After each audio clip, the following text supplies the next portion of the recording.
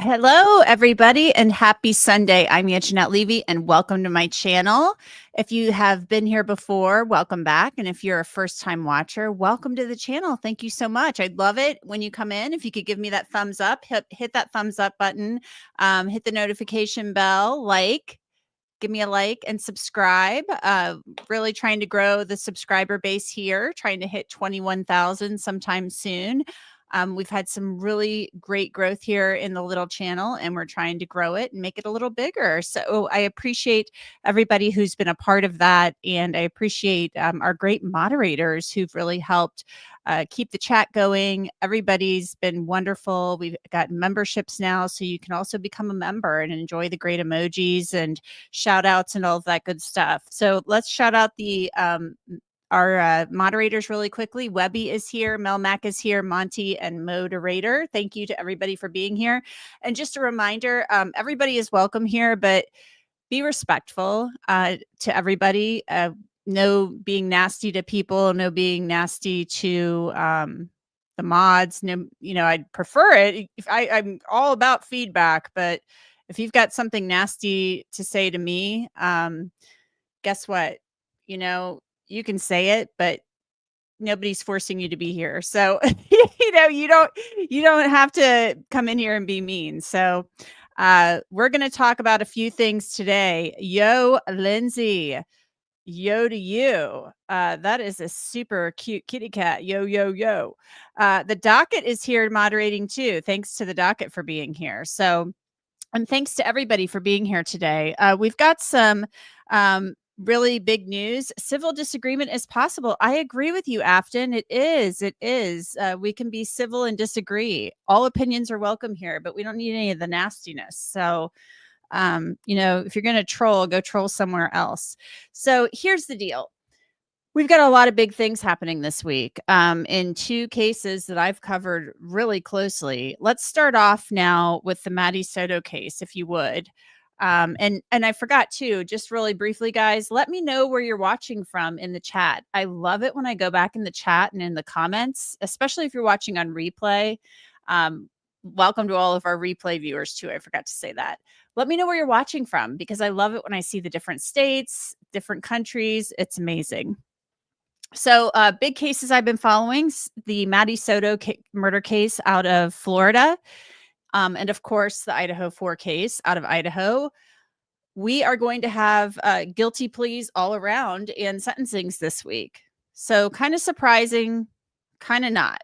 Kind of, but kind of not. So let's start with Maddie Soto. This case is just absolutely horrific. Absolutely horrific. You guys, this case is something that has really bothered me for a really long time, ever since I started covering it when Maddie was missing. Maddie Soto was a little girl. She had just turned 13 in February of last year, and she was living in Kissimmee, Florida. That's near Orlando, in that general area, with her mother, Jen. And her mother, Jen, had a ex-boyfriend, I should say, on again, off again kind of thing. Stephan Sterns was his name.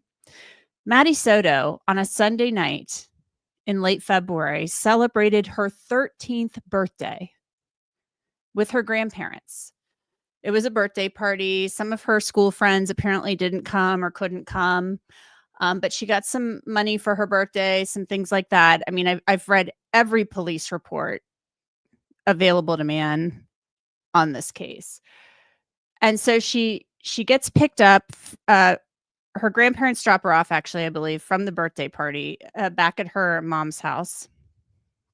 And Stephan Sterns comes from his parents' house down in the general Naples area. It's not Naples, down, around where the Laundries lived, Bryan Laundrie's parents, down in that general vicinity. He's kind of a, for lack of a better word, kind of a loser.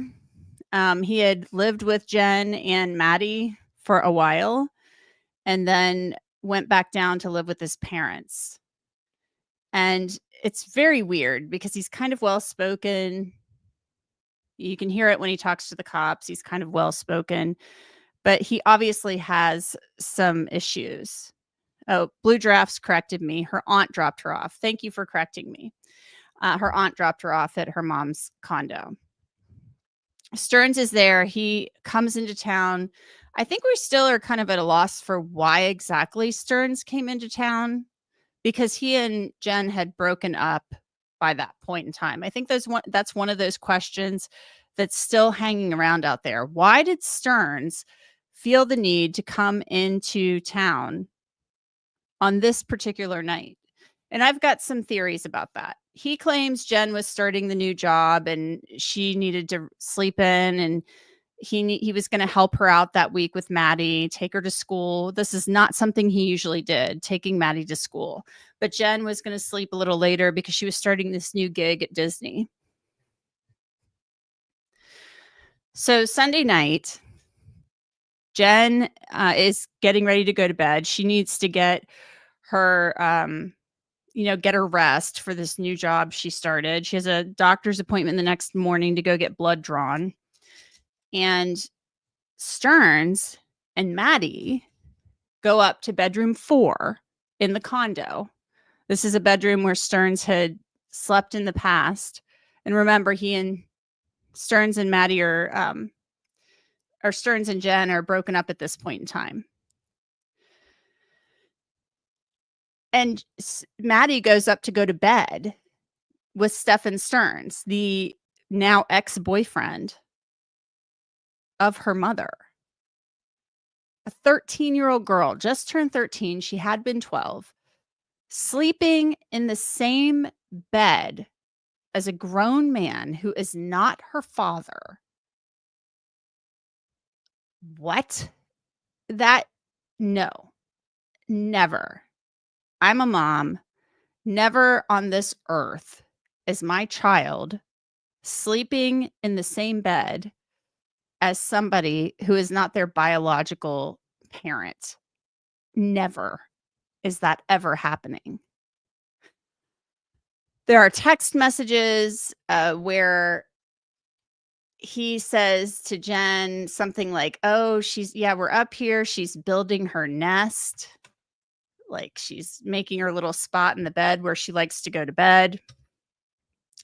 There are all indications that potentially Maddie had been drugged at some points in time. Potentially she was drugged. There are searches for some types of like anesthesia and things like that used on children. God only knows what was going on with this poor child.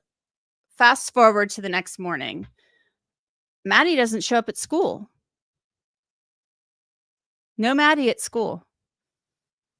And so the next night, Maddie reports Jen. I'm sorry, pardon me. The next night, Jen reports Maddie missing. She goes to school to pick her up. Maddie doesn't come out. Sterns, meanwhile, had been claiming, oh, I dropped her off at school. Put down the street from the school in front of the church and all this stuff. And everything was fine. I was going to take her to McDonald's, and then I didn't. I changed my mind. Or she didn't want the McDonald's. She changed her mind, so she didn't want it. I kept asking her, do you want the McDonald's? I mean, every kid wants McDonald's breakfast, right? I mean, when I was a kid, if my dad said, hey, let's do McDonald's breakfast before school, okay, like every kid wants McDonald's breakfast. Well, the reason Maddie may not have wanted McDonald's breakfast, the cops say, is because she was dead. Stephan Sterns, the Orange County sheriff, would later say, as they're searching for Maddie, that they found surveillance footage of Stephan Sterns driving out of the apartment complex that morning, and that Maddie is slumped over as if she's asleep. Well, guess what? Maddie wasn't asleep. Maddie was dead. Stephan Sterns put Maddie in the passenger seat of the vehicle and strapped her into the passenger seat of the vehicle, and she was dead. He drove around town, according to the police reports, with Maddie's dead body in the front seat of that car, just drove around with her for hours, and then later moved her body into the trunk of the car. And then sometime after that, he placed her body on a farm. I have a diagram of it on my laptop somewhere, but they have a diagram of it. There are 2 bamboo trees, and Maddie was placed kind of in a fetal position and left in between these 2 trees on that farm. And thank God, some guy called in a tip saying, you know, that car I've seen on the news, that silver Lincoln, I'm pretty sure I saw that car at that farm in St. Cloud on Monday, and a guy was changing a flat tire. Stephan Sterns got a flat tire. And so that led them to that area, and that led them to finding Maddie's body. Now, the night before, the cops had taken Sterns in for questioning because they had asked Stephan Sterns to see his phone. In the investigation, like earlier in the week, they had said, "Hey, can we look at your cell phone?" And he's like, "Oh, sure. Oh, but by the way, I accidentally factory reset it on Monday morning." Do you know how many steps you have to take to factory reset your phone? It's not like you just push a button. You have to, like, it asks you if you want to factory reset your phone. So of course, the cops are like, "Oh, really? You accidentally factory reset your phone?" Yeah, like, I don't know what I was doing. I mean, I've covered this case so in-depthly on Crime Fix. You know, since we were going to be starting the sex crimes trial and then later the murder trial in September, I was really gonna start diving into this for you guys, but now he's gonna change his plea. So, the cops, like, no, he's full of it. Nobody accidentally factory resets their phone. If I pulled up how to factory reset my phone right now, it would take forever. So the factory reset, it erases stuff off of his phone, of course, right? But it doesn't erase the fact that his Google account is connected to his phone. His Google Drive is connected to his phone. Stephan Sterns, it's on audio. We hear it on audio. This was all audio recorded with Detective Tagler with the Kissimmee Police Department. He willingly gave over his phone. And yes, he had taken Ambien or whatever and blah, blah, blah. He claims he had taken Ambien because he couldn't sleep. And oh, he's so tired and he can't remember stuff. And oh, he's just been so tired. Like, I'm sorry. If a girl was missing, would you be that tired? If you were concerned and didn't know where she was?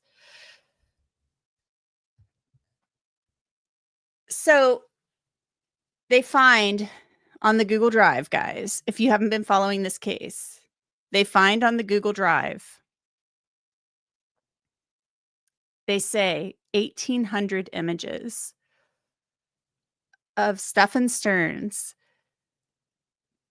engaging in the sexual battery of Maddie Soto. And this 1,800 images, and it didn't just happen. I mean, 1,800 images, it went back years. I think that it was like started when she was like 8.5 years old. There are photos, there are videos.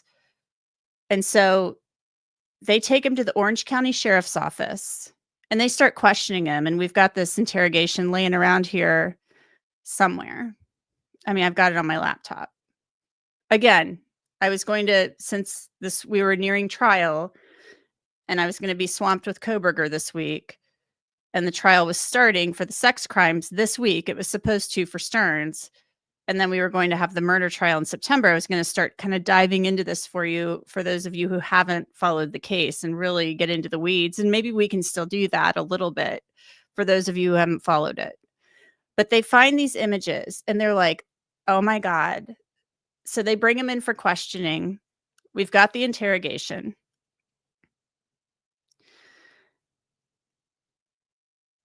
And they have him go through everything. again. It's all on video. The earlier interviews were all audio recorded.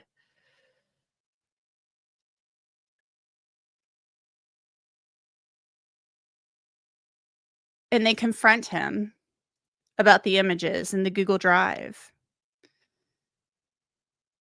And he lawyers up. He thinks he needs a lawyer, I'd say. He doesn't tell them where Maddie is. He gives no indication of where Maddie is. Does nothing to alleviate the pain and suffering of the family. Nothing. He knows exactly where she is. He's seen on videotape, the sheriff says. They charge him, with battery. The sheriff holds a press conference. The sheriff basically says that night, we have him on video. And this is where he discloses. We have him on video driving around with Maddie, with her deceased body. We have him on video dumping her backpack that morning into the dumpster, her Crocs. She always wore white Crocs. Throwing out Maddie's stuff. And then obviously throwing her away like garbage. So they arrest him. They charge him just, enough to hold him with the sex stuff. I think it's like one or couple charges. They charge him with it first. And so then everybody's like, well, what about the murder? What about the murder? Well, the next day, back to that tip I brought up where the guy calls in the tip and says, hey, I saw that car that you've been putting on the news, the silver Lincoln. I saw a car like that and a guy changing a flat tire out at this farm in St. Cloud. And so the cops start and they go looking around that farm in St. Cloud and they find poor little Maddie's body. And there's already, been some, insects on her and stuff like that because she's been out there since Monday. And it's Florida. It's February, but it's still Florida. So it's not as cold in the wintertime as, say, it would be in the Midwest or something like that. And so they find Maddie's body on Friday, March 1st. But they still have to wait for testing to come back and things like that. They have to figure out her cause of death. Later on, some testing comes back from the crime lab. There's Sterns' DNA on Maddie's body. And they determine that she's been strangled to death. There's also some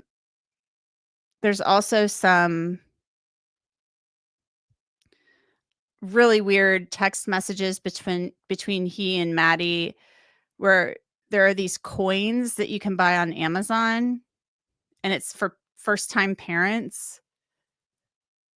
And a lot of it's redacted in the police reports, but he and Maddie talk about two sides of one coin and we need to get these.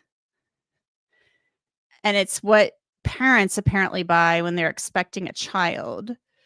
Like who's going to do what tasks when. And she was talking about two sides of one coin.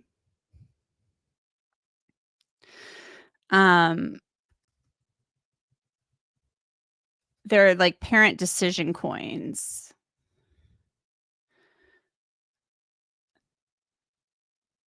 I'll show it to you right now. But they found these. So I don't know. It's always led me to believe, like, had there been so much grooming that Maddie, because Maddie's friends kind of led law enforcement to believe she didn't really care for Sterns, but there were these weird messages where these text messages where she said, we should get these new parent decision coins for the first time, mom and dad, pregnancy gift coin, flip game decision, who takes care of babies, kids, funny gag gifts, mommy's turn, daddy's turn, all this stuff. So I don't know if Sterns somehow thought that, did he think she was pregnant? There was talk about There was talk about Maddie's menstrual cycle in some of the police interviews. When was her last period? We've never been led to believe that Maddie was pregnant or that she hadn't gotten her period that month. I mean, we still have a lot of questions about this case, but Sterns was charged eventually with the murder of Maddie Soto, and prosecutors eventually announced that they would seek the death penalty. So we're expecting the sex crimes trial to begin this week. Friday night, I'm on live here talking with Joe Jackalone, for those of you who are watching. And there had been a hearing last week in Sterns' case where they were saying, okay, his lawyers didn't think he should have to wear a stun cuff during the trial and all this stuff. And I'm like, he's charged with murder. Of course he should be wearing a restraint, a stun cuff. Come on. So there was some testimony from the sheriff's office that the judge said, yes, he will wear an ankle stun cuff. I mean, that's pretty standard stuff. He was going on trial for the sex crimes. A separate trial on the murder, the death penalty case, was going to be held in September. All of a sudden, we're on the air Friday night with Joe Jackalone talking about Kohberger, and I get texts that, oh, he's going to plead. He's pleading out on Monday to the sex crimes charges. And I was like, oh, wow, holy smokes, just out of nowhere, right? Well, and then there's now more reporting coming out from the Orlando TV stations that he will also be pleading out to the murder charge as well. So in exchange for a life sentence, they had sought the death penalty. Florida, when it comes to the death penalty, they do not play. They do not play down there. They recently, after the Parkland case, they changed the law. So it's easier, I guess, to implement the death penalty in the state of Florida now. It only takes 8 jurors to vote to implement the death penalty. So let's say Sterns was convicted at trial of the murder. They had him dead to rights on the sex crimes charges. He was not getting out of that. It's all on camera. He tried to get it thrown out, saying the cops didn't have a warrant and he didn't really have the ability to consent. Oh God, he had taken Ambien and all this stuff. Judge said, baloney, it's coming in. He handed over his phone and his Google Drive was connected to it. So something's happened. Something happened where Stephan Sterns must have gone to his attorneys. Maybe he's because if they had him dead to rights on the sexual battery stuff and the child porn stuff, he would be convicted of that. And then at trial, if he were convicted of the murder, which it was a very strong case, in my opinion, it was just an incredibly strong case, they'd be able to use that conviction for the sexual battery, that felony conviction, and the child porn as an aggravating factor when it came to imposing the death penalty in the penalty phase. So maybe he got cold feet and chickened out and he was like, I can't do this. Also, the state and the defense both wanted more time and the judge said, no, you've had plenty of time to prepare. Maybe both sides just said, okay, let's just resolve this and let's do life in prison without parole. So there you have it. Stephan Sterns is going to plead guilty. And I want to show you just a little bit of this is Maddie. She should still be here. It's horrific that she's not. This little girl makes me so sad for her. She did not have much of a chance. And it makes me so sad. She just didn't have much of a life. But I'll show you just a minute or two of the body camera footage from when Maddie was reported missing. This is not the night. It's the day after she was reported missing. And the cops show up at the house. But here's Sterns. It's just really sickening, you guys. This poor little girl had endured all of that abuse. Just really sad. Makes me sick. JS218, thank you so much for the super sticker. I appreciate that. Thank you so much. So we'll learn more about the plea deal tomorrow. Law and Crime will be streaming that. But all of the local news stations down there are reporting that he's pleading guilty to both the sex crimes charges and the murder charge. In exchange for the death penalty being taken off the table, he will serve life in prison without parole. But JS218, again, thank you for the super sticker.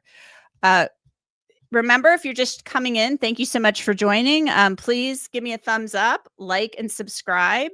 And I appreciate you being here. If you're watching on replay, thanks so much for watching on replay. Let's look at a couple of minutes of this body camera footage, and then we'll switch over to the Idaho Four and talk about the Kohberger sentencing that's coming up this week. And I will actually, I will be there for that.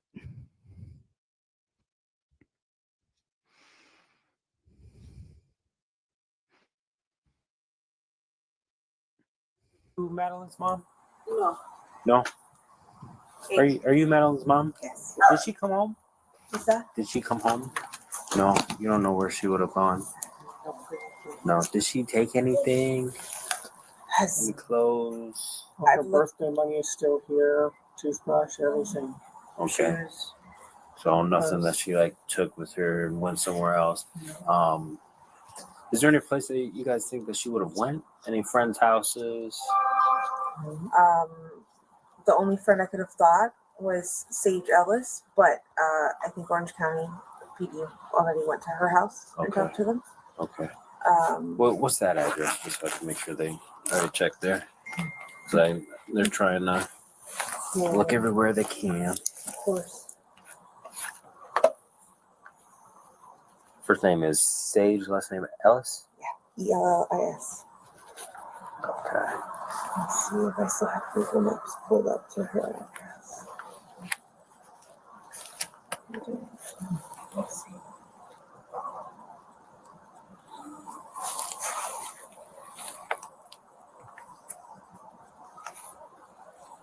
Did she go to school today? No. No. Okay. She was supposed to. She was dropped off close to school. She wanted to walk the rest of the way because she was embarrassed by his car. Okay. Which is normal for her to ask to be. It's an image thing. Right.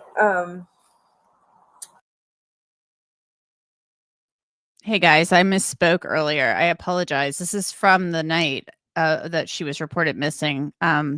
I said it was from the following night. It's not, so I apologize. I misspoke. But let's keep playing it. So Jen is the mom. Maddie's mom, Jen, is kind of parroting Stephan's line about, oh, dropped her off away from school because it's an image thing about the car. She doesn't like the silver Lincoln. But she never made it. I went to the school to pick her up at the end of the day, and she never came outside. I drove away thinking maybe she walked to my mom's office because sometimes she'll do that if I can't pick her up. And my mom's office is less than, what would you say, half a mile away? Yeah. It's pretty close. Something like that. She would get there. School ends at 4:04. She would get there by 4:35 the latest.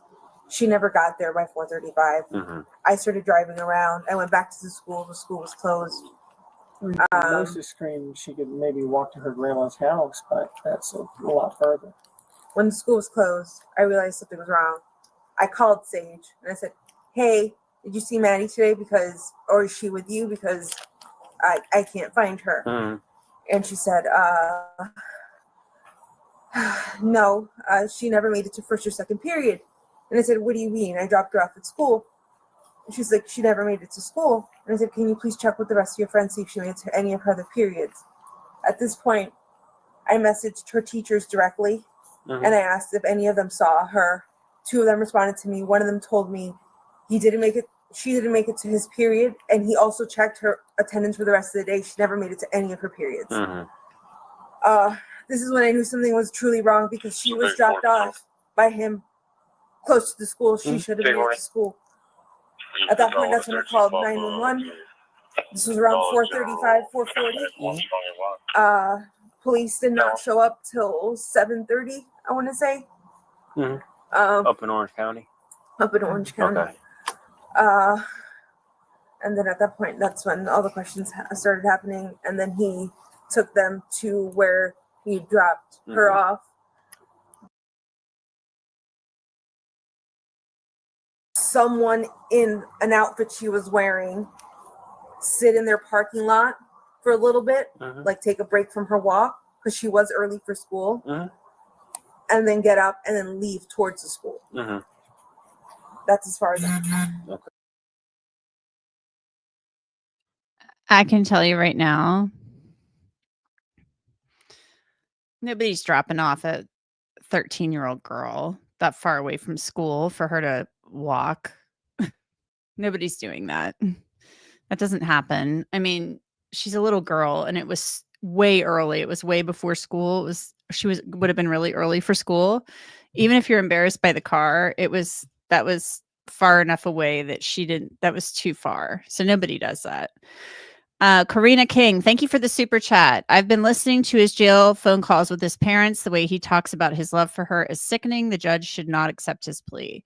Well, yes, the way he talks about her is disgusting. I agree with you, but the judge will accept the plea. That will happen. So that's going to happen. They're not going to not accept the plea. So I can tell you that right now. They will accept the plea. I know it.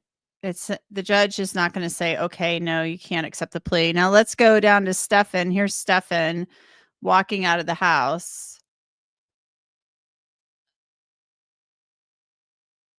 I fast forwarded a little bit. And he's starting to talk to the cops.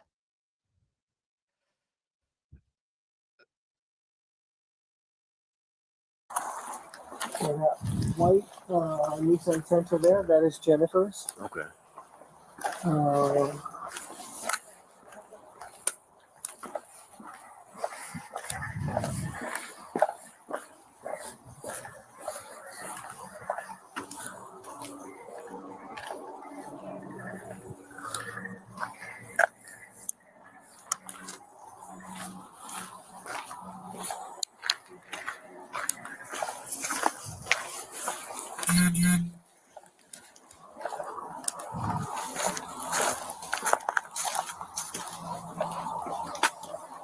I believe the blue Corolla is Angelica's.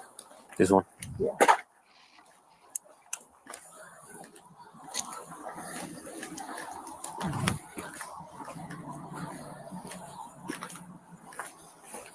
Okay. And the silver Lincoln is mine. Well, it's actually my parents, but I'm driving their car right now. It's in better condition. This is the one that she said she doesn't like to ride in? Yeah, this is the one she was embarrassed to get dropped off in. So Okay. I was that age. I understood. I got you. Forgive the donut there. I got a flat tire earlier this That's afternoon. fine. You might want to put some and cover the firearm in there. Someone will steal that. That's that flat tire that did him in. If it hadn't been for that flat tire, who knows how long it would have taken to find Maddie's body. But he's so calm, right? Guy's cold as ice. Yeah. Oh, geez. Yeah, I stuck it there when I was changing the tire. I got you, yes. Thank you for pointing that out. A lot of people, they look in cars, if they see that, they'll smash that back window. Yeah, I have my concealed carry. So Yeah, thank you good for you. I appreciate it. Are these all the cars? I believe there's this Madeline car. This one?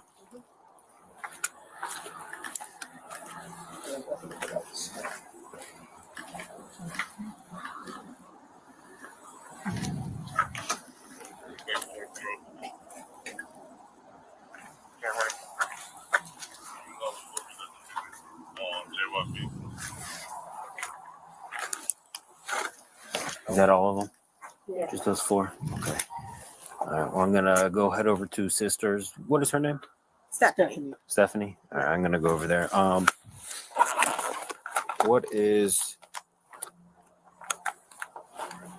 What's a good phone number for you?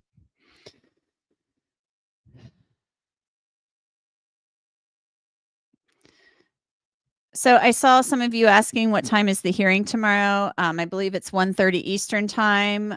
And we can talk about it tomorrow night a little bit if you want afterward. You know, it's just horrifying. Really, really horrifying. This poor girl. But now her family won't have to sit in court and see these photographs. They won't have to sit through a murder trial where they hear probably horrific things. But guys, there are still a lot of questions to be answered in this case. Many, many questions to be answered because there were a lot of redactions to a lot of the records. And so I think there are still some questions that we have. I think it's very clear. Prosecutors said Stephan Sterns was sexually abusing Maddie. But now we have to figure out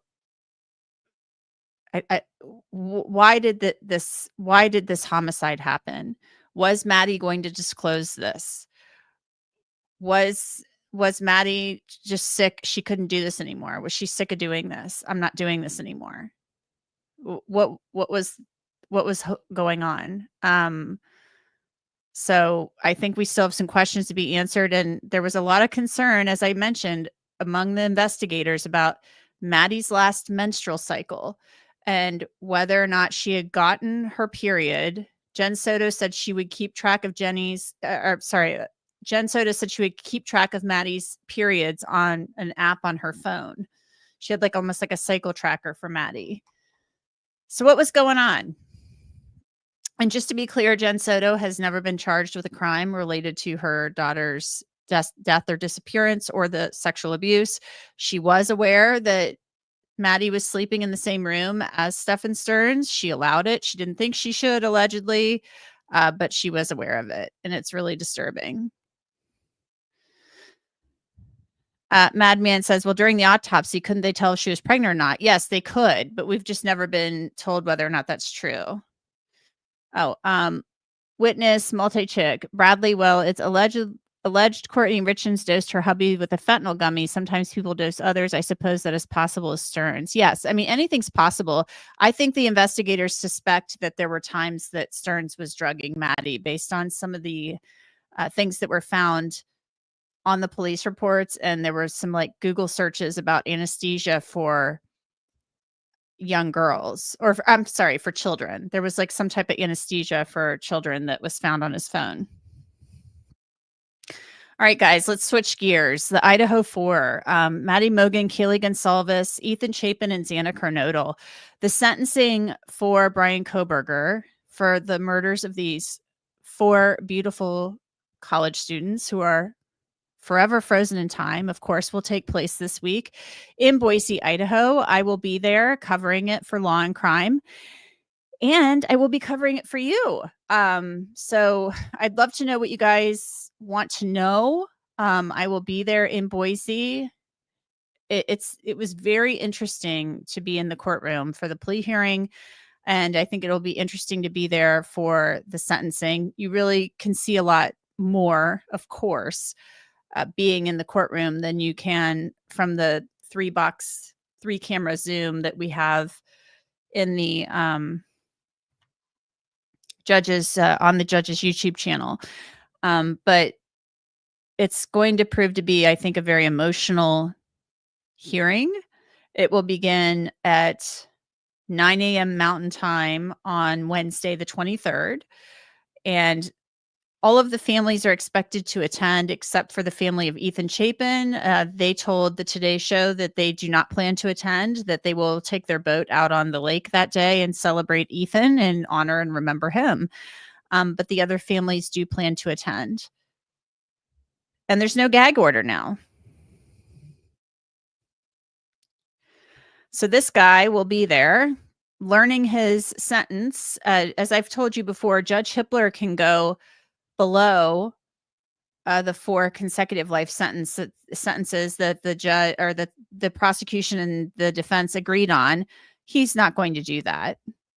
Judge Hippler is not going to go lower than this plea agreement. So we can expect Bryan Kohberger to be sentenced to 4 consecutive life sentences for the murders of Xana Kernodle, Ethan Chapin, Maddie Mogen, and Kaylee Gonsalves. I kind of wonder if he'll say anything. He's now stood up and said, I'm guilty. He stood up very assertively. You know, when the judge first addressed him, Judge Hippler said, you don't have to do that. You can sit down. I appreciate the sign of respect, but you can cool your jets and sit down. That's my word, the cool your jets. Hippler did not say that. And guys, when I kind of laugh like that, I'm not laughing at the subject matter. I saw somebody saying that in the comments. I'm not. I'm just, you know, I'm not laughing at this at all. None of this is funny. But you know, Hippler just said, you know, sit down. You don't need to do that. It's amazing to me that somebody who could admit so assertively to committing 4 horrific murders has the presence of mind to stand up to show the judge respect when you've kind of, you know, are standing there admitting to a gross violation of the most serious crime you can commit in our criminal justice system. Murder doesn't get any more serious than that. So the families are preparing to make victim impact statements. We talked the other night, Joe Giacalone and I thought it was a really good conversation, but if you missed it, I interviewed the former Pullman police chief and current Washington State University police chief about interviewing Bryan Kohberger for an internship at the Pullman Police Department. I kind of went through the timeline about why I think it's significant in relation to the K-Bar knife purchase. He applied for that job according to his resume and his essay that was written on March 31st. Amazon records show he purchased the knife between March 20th and March 30th of 2022. He applied for the job. He didn't get the job. And then he moves out to Washington State in the late summer. You know, I'm wondering, was he planning to commit these crimes in Pullman, Washington, so then he'd have inside knowledge of the investigation and be able to monitor it and know what was going on? But then he didn't get the job. So then he's like, well, I'm not limited to Pullman. And then he discovers Moscow when he goes over to the pool party in July and says, oh, there's a lot of pretty girls over here too. That's my thinking here. It's what I'm wondering. It's my theory. So he will be sentenced. One thing that will be different let's take him off the screen. One thing that's going to be different, he's been in civilian clothes, just like this. That's pretty common during these cases, that these defendants are in civilian clothes because it's a high profile case. It didn't happen in the Sterns case. He was always in a jail jumpsuit. So his attorneys obviously didn't go to the court and say, hey, we need our guy in civilian clothes. They didn't ask for that. They just kept him in the jail jumpsuit the whole time. And so Judge Hippler has rescinded that order for the civilian clothes. He did that at the plea hearing. So the next time we see Bryan Kohberger, he is going to be in a jail jumpsuit at the sentencing. He is not going to be wearing civilian clothes. Judge Hippler said that's not going to be happening anymore. He'll also be in handcuffs. So expect to see him in handcuffs and maybe shackles too, leg shackles. There's no presumption of innocence anymore. That's why they put them in civilian clothes. It's all for, TV. And if there weren't cameras in the courtroom, they wouldn't do it. I mean, they might. They did for Sean Combs. But if there's a jury pool to be concerned about, that's when they put them in civilian clothes. So he will be in, I can pull it up for you. He will be in a jail jumpsuit that's kind of a burgundy color. He was on there the other day during the gag order hearing. he was on the Zoom and he looked a little, I don't know, he looked a little different than he has on some of the others.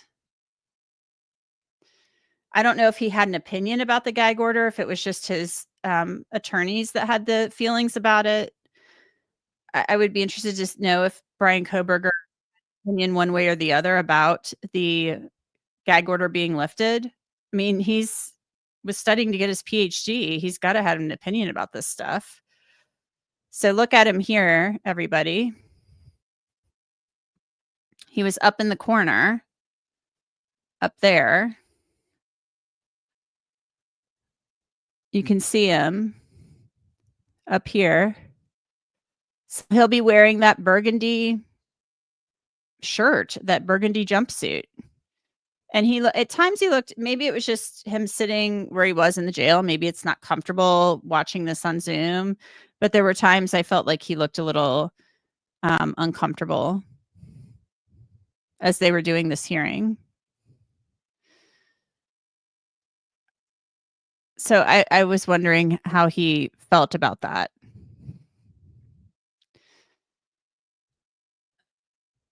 But the next time you see Bryan Kohberger in court, he will be wearing jail clothes. There will be no more suit and tie.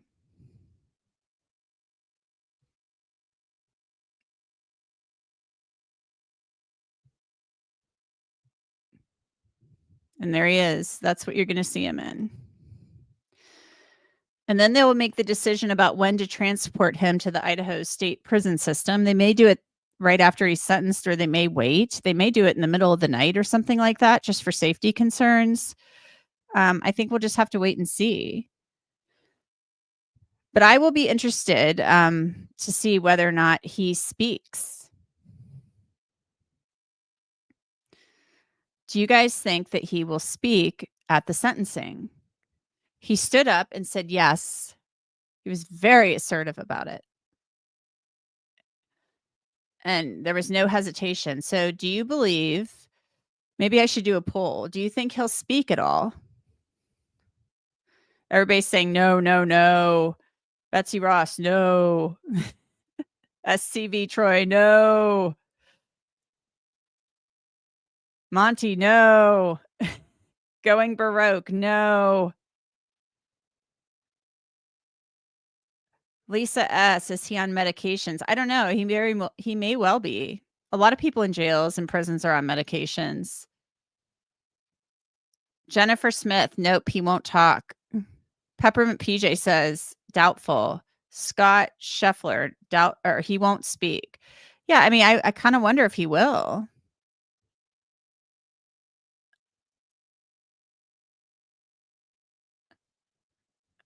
We've got a super chat here, guys. Hollis MGP asks, will he be given social media access to Instagram? I would doubt that. I would have to look into that a little further, but I don't think prisoners are given access to social media like that. I know they get a tablet, and Bryan Kohberger likely has a tablet right now, and they are allowed to communicate with family and friends via, these certain chat apps for prisons and stuff like that. But I don't believe they have access to social media at all. Thank you for the super chat, Hollis MJP. Working my way up, guys. I saw some others peeking in the chat. So you guys do not think that he will speak? I mean, I don't know. Part of me is like, maybe he's got something to say. Thank you, T-Suze, for the super sticker. Thank you so much. I actually hopped into Courtroom Confidential's chat earlier when I was walking the dog, and I tried to do a super chat, and I couldn't. I did the super chat, but I didn't type the message, so I couldn't figure out how to do it on my phone. So I was trying to offer my thoughts on my theory of this case. So thank you, T. Souza. That's very sweet. And I saw we had some new members too. But just so you're aware, guys, my theory of this case, and I'm actually working on a standalone video, that I'm going to try to get up for you. Because I've been to King Roads so many times, 1122 King Road. And I had, I did a tour of it on YouTube a couple years back. So I'm very familiar with it, and I've got a lot of videos, and I can show you what I think happened here and what, even back in December of 2022, I felt like Maddie was the target. And the minute I saw the pink boots and the M in the window, that's what made me think that she was the target. Because I felt like if somebody saw her, and just because you could see directly into her window from the parking lot of the neighboring apartment building, I felt like it was just such a bird's eye view into her bedroom. And I just thought, if you had those blinds open, you could see right in there. And then after reading the probable cause affidavit, I thought to myself, I think whoever went in this house, now we know Bryan Kohberger is saying it was him. I felt that, they went in there for Maddie. Chihuahua Mama, thank you. I'm going to welcome some new members now.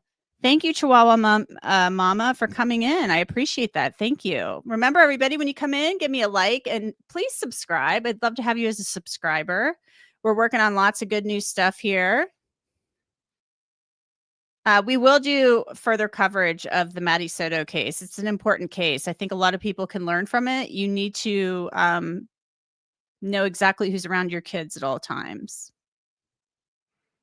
It's a very upsetting case. Just makes me very upset. Little Maddie should still be here. We've got some other new members. Oh, wow. Hollis MGAP gifted 10 Anjanette Levy memberships. That is so generous. Thank you so much. Let's shout out some of those new members. Thank you, Hollis. That's very, very generous.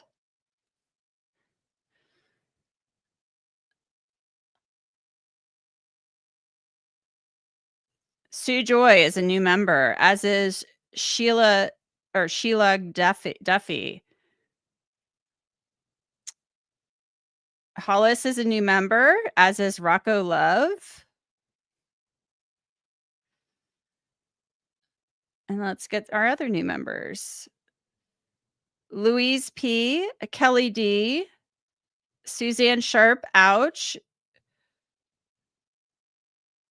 I think Queen Olive too, unless I am mixing that up. But thank you. Welcome to all of our new members. That's very sweet. Thank you.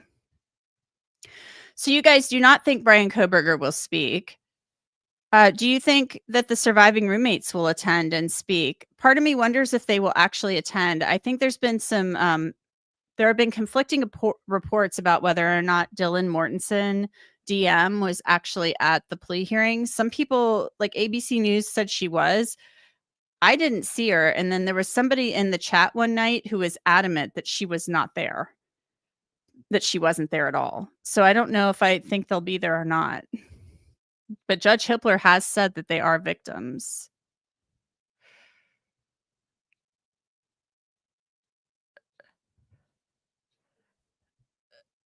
I'm scrolling down, guys, scrolling down. So I will be in Boise. I'm traveling to Boise. It looks like a really nice little city. Scott Scheffler, welcome. You're a new member. Welcome to Scott Scheffler. Thank you so much for becoming a member. Okay, the docket's being funny. Thank you for the super chat. You and Corey walking the dogs. Damn it, man. Okay, hilarious. Thank you for the super chat, the docket. JS218, thanks for the super chat. Do you think BK will do an interview with Dr. Ramsland? I'm not really sure. I don't know. I said this the other night. I don't know if I think that Bryan Kohberger is... Do you guys really think he's worth studying? I just don't know. I feel like he's somebody who from everything we know, I mean, he overcame a heroin addiction, which is a really hard thing to do. And he obviously had some level of promise. He may have been using this criminology degree as a cover to commit crimes. I mean, he said it in his Tapatalk messages that he felt nothing. So is he somebody who was using it for that? Was he trying to study himself and figure out what was wrong with himself? Did he feel like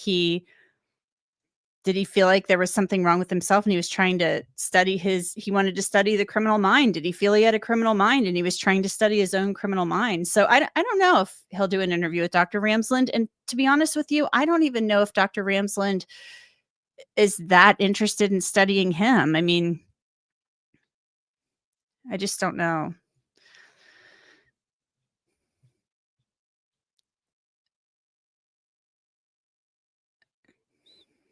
Mandy Strong says, I don't think Bryan will want to meet with Ramsland. I think he will be too embarrassed. He was a failure right off the bat. I mean, that's kind of what I'm thinking. Like, if you think about it, if we think about it from that point of view, Bryan Kohberger, I don't want to be crass here, but if he felt like this was his shot, like let's say he felt this was his first attempt to commit a homicide, and this is not somebody, let's say he did indeed idolize Ted Bundy. I mean, he moved from the East Coast to Washington State, much like Bundy did. Let's say he was trying to walk in the footsteps of Bundy. He didn't get very far. So to me, I'm kind of wondering, would he think like, wow, I didn't really live up to my own expectations? I mean, I'm just trying to put myself in the mind of somebody like him.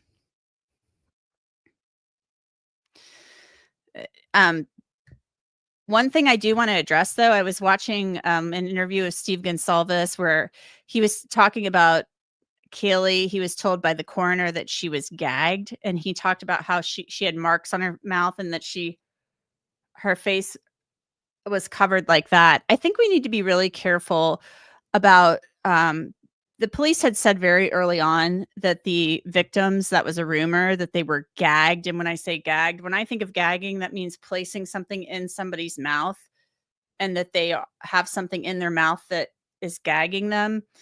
There are different types of gagging per se, like a gag reflex and things of that nature. Steve said in putting a hand over her mouth to keep her quiet. That's what was conveyed to him by the coroner.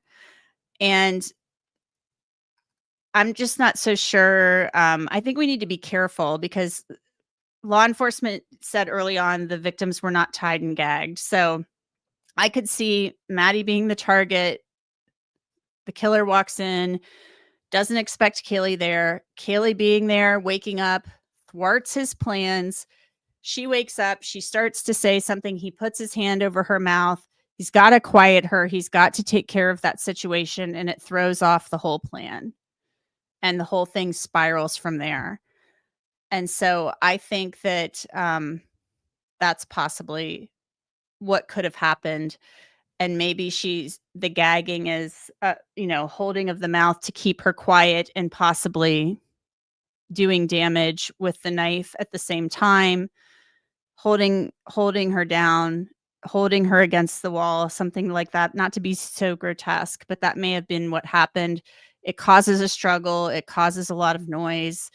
And then he goes from there, and that's how the sheath is left. I personally think the sheath was placed on the bed because I think he had a plan to do some other things with Maddie, and it was left there. It was left there because he had this confrontation ensued. So I think it was just placed there to do something else. And then he's surprised by Kaylee there. I'm not trying to be crass and gross, but I think that's what happened. I see a question here. Would you interview BK in prison given the opportunity? Sure, I'd consider it. If he would like to speak with me, I would speak with him. I mean, I would speak with anybody who is willing to speak with me.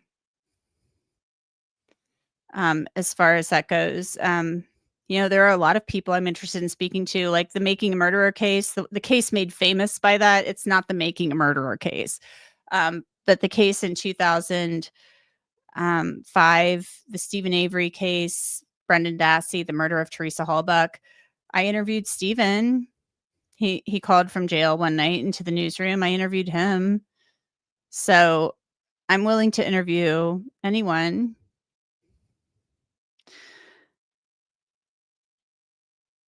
YouTube Bad Actors says, I think the motivation was sexual, even if there wasn't an overt act. I agree with you 100%. I couldn't agree with you more, YouTube Bad Actors. I agree with you 100%.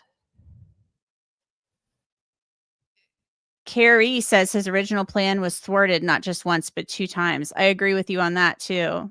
100% I agree with you. Because he didn't anticipate Xana either. And then with Ethan, I think that once Xana had been killed, I think that he was worried about the possibility of him waking up. And then he was angry to boot because his plan didn't go according to plan. And so he felt the need to incapacitate somebody who could wake up and then call 911. And I think he just then felt like, I got to get the hell out of this house. I got to get out of here. I got to go. And he just, even if he made eye contact, as it says in the Vicky Ward, James Patterson book with DM on the way out, it doesn't mean he saw her. She's telling friends they made eye contact. It doesn't mean he saw her. I think he just was like, I got to get out of here. And that's why that car just peels out of the neighborhood, because he knows he's got to get out of there. That's just my opinion. So guys, it's been great talking with you. I have to get ready to go to Boise. Are you guys are you game for me coming back on tomorrow night? Because I'm going to Boise and I feel like we may still have a lot to talk about. I also want to talk about Judge Hippler saying that Kohberger can still appeal. He waived his appeals with this plea agreement, but that there's still an avenue to appeal. So I think that we need to talk about that too. So who wants me to come back on tomorrow night live? And will you tune in? Because I was really excited to go live with the Sarge on Friday night, and we just didn't have as much of a turnout as I thought that we would. So I was like, oh, bummer, because I thought it was a good show. So if you want, go back and watch Friday night show. Joe Giacalone, he's really awesome. I really just think he's just a wonderful, swell guy. And just love him. I first met him covering the Idaho case. That's how I first came to know him. That's how I became acquainted with him at Law and Crime, was covering the Idaho case. And he was fantastic. So I'm going to put the link to Friday night show. And we talk all about, I hope you'll go back and watch. And we talk about the interview I did with the police chief from Washington State University, who was also the Pullman police chief. And we talk about that interview. We talk about my theory about Kohberger, why exactly he wanted to work at the Pullman police chief or Pullman police department with the internship. Sorry. We talk about that. And the timeline. I think there's a reason why he wanted that internship. I think it was all part of the plan, and it falls in line with the purchase of the K-Bar knife. So I'd really love it if you go back and watch that guy if you want to. So here's Friday night show. I'm putting it in here now in the chat. And then so we had the resume from him dated March 31st. And maybe I'll do a standalone video because some people have complained they don't have time to watch a full live. So maybe I'll just do a standalone video on that. But we talked about a lot of stuff, and we had, I think, a good time. So thank you all so much. One last super chat here. As Dr. Berg at Johnny Knoxville, thank you so much. As Dr. Berg has pointed out on his channel, people like Nicholas Cruz, etc., are on psychotropics. Kohberger should have sought therapy instead of meds. Yeah, for somebody, I feel like Kohberger, if you read his Tappa Talks, he was very, very in tune with his mind. Like if you read his Tappa Talk, he's like, I feel nothing. I'm mean to my family. I can do things without remorse. Like he was very perceptive. He was very introspective. He had the ability to analyze himself. So he should have known, I need help. I need help. I should seek treatment. Instead, he used his ability to be introspective and to reflect on himself. You know, whatever that was, he didn't use it the right way. And I'm saying this because he's pleaded guilty. I know a lot of people are still saying, well, no, he's pleading guilty for whatever reason. He stood up in court and said he did it. And the judge said, are you pleading guilty because you're really guilty? And he said, yes. So there you go. Psychosaurus Rex says, well, but he was analyzing himself through the lens of his narcissism and psychopathy, not a rational mind. You could be very right about that, Psychosaurus Rex. When you look at the selfies, the thumbs up and then the Dateline selfie in the all black, it's terrifying. Really terrifying stuff. All right, guys. Remember, give me a like and a subscribe. And I'm going to do my best to hop back on here tomorrow night, but you got to watch. And check out Friday night's show with the Sarge, Joe Jackalone. Thanks again for tuning in, guys. I'll see you back here soon. Have a great night. Be safe and hug your loved ones and be nice to each other. And ciao. Arrivederci. See ya. Bye-bye. Oh, and thanks to the mods, all the mods, the docket, Webby, Mo, Mel Mac, everybody. If I forgot anybody's name, the docket, Mo, Monty, Webby, Mel Mac. Thank you, everybody. And thanks for all the new memberships and super chats. All right. Ciao. Arrivederci. Bye. See you later, guys. Bye.